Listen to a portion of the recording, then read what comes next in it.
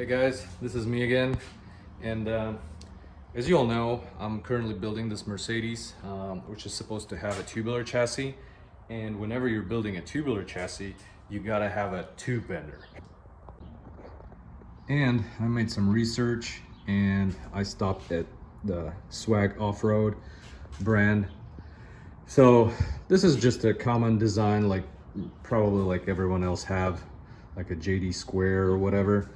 But this one comes with the hydraulic cylinder, which is air powered. But yeah, I bought a couple dies for the tubing that I'm going to be needing. So as you can see, it doesn't have any base. So I'm that type of person like that buys stuff but not a complete set. So now I got to build the base for it. And since I don't have much room here, this is the very basic, just a 2-car garage that everybody else have. So I gotta fit that tube bender in this confined space. So I happen to have these square tubing left from the dolly that I made before for this shell, so I could move it. And now I just have it laying around, and I thought, you know what, I could make a nice base for the tube bender out of that. I also have a big casters right here, so this is gonna come in handy. And I'm gonna make this mount on the base on the casters so I could roll it out when I need it, and then I can roll it back in when I don't. And probably gonna make some sort of swivel mount that I can, because it's really handy that you can turn this from horizontal bands to vertical. Sometimes it's really handy. So I guess I'm gonna go that way as well. I'm that type of guy that doesn't make long-term plans. So I obviously didn't make any drawings or plans for this thing, despite me thinking of it almost every single day. But here's what I think I will do. So as you can see, this one's about roughly 19 inches long. So I'm gonna go ahead and make a base twice as longer than that, just to be safe, you know, to prevent it from tipping over. And let's take some measurements. I have this square tubing right here, which is roughly 58 inches long, and the most of it I won't need. So I'm gonna trim it to let's say 40 inches long. These two are gonna be legs, and then they're gonna be spread out, probably like in, you know, good old engine stand.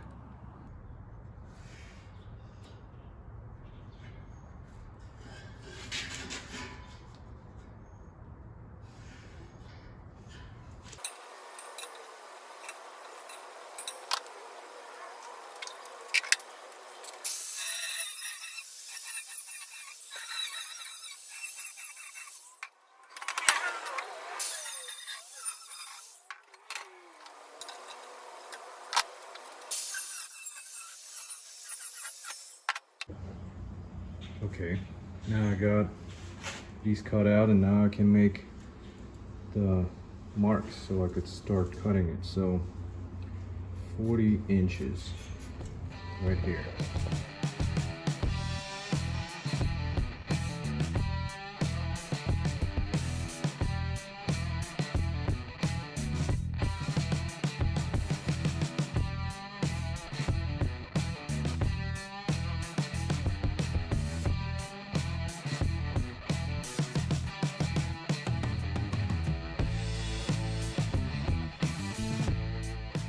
Well, this is my idea of how the base would look like. They're gonna be the caster wheels in each corner. I gotta find the center mass, and well, just gonna keep going.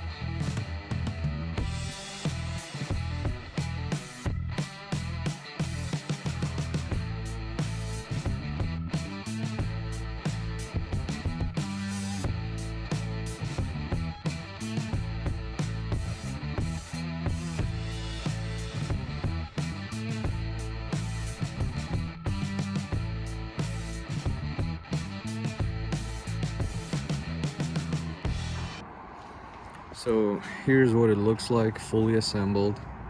I've installed this 1.25" die.